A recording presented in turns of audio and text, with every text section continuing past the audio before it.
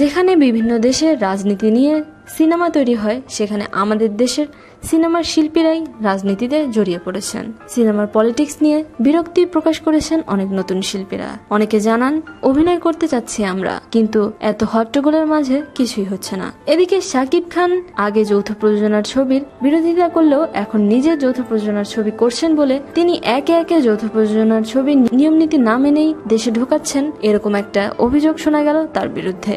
সেই সব অভিযোগের পাল্টা জবাবে শাকিব খান জানান, আমার বিরুদ্ধে একটি অভিযোগ করা হয় কাফনের কাপড় পরে আন্দোলন করেছি, কিন্তু এখন আন্দোলন করছি না কেন, সেই আন্দোলনটা কি নিয়েছিল তার সব রেকর্ড রয়েছে। ওই আন্দোলনে কিন্তু যৌথ প্রযোজনা নিয়ে কোনো কথা ছিল না। আমাদের জন্মের আগে থেকেই যৌথ প্রযোজনার ছবি হচ্ছে।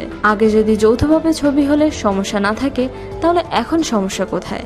সেই সাথে তিনি স্পষ্ট করে আরো বলেন, আমি কাফনের কাপড় পরে আন্দোলন করেছি ঠিকই, সেই আন্দোলনের ব্যাপারে স্পষ্ট করে লেখা ছিল বঙ্গবন্ধুর সোনার বাংলায় হিন্দি উর্দু ছবি চলবে না। প্রিয় দর্শক, শাকিব খানের এই বক্তব্যকে আপনারা কতটা যুক্তিযুক্ত মনে করেন, আর যৌথ প্রযোজনার ছবি নিয়ে আপনাদের কি মতামত? এসব বিষয় নিয়ে আপনাদের গুরুত্বপূর্ণ মন্তব্যগুলো প্লিজ শেয়ার করুন আমাদের সাথে। শোবিজের আরো নিত্য নতুন খবর জানতে আমাদের সাবস্ক্রাইব করুন, লাইক দিন এবং কমেন্ট করতে ভুলবেন না।